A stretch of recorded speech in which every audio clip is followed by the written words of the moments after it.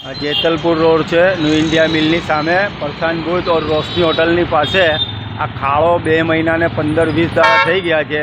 બધા ચેનલવાળા બી આ લઈને ગયા, બધા લઈ ગયા, કોઈ કામગીરી થતી નહીં। ટ્રાફિક એટલો જામ થાય છે, લોકોને ગીરવાનો ડર લાગે છે। ખાડા પડી ગયા છે, મિટ્ટી નાખીને ગયા તો બી ખાડા પડી ગયા છે, કશું કામગીરી જ નહીં કરતા લોકો। ટ્રાફિક ऐसी બધા જ જાય છે, બડા મોટા મોટા સાહેબો બી આવે, જોવે છે, કોઈ કામગીરી જ નહીં થાય। કેટલી વાર કમ્પ્લેન કરી, કેટલી વાર એ થયું છે, લોકોને હેરાન પરેશાન કરી નાખ્યા છે।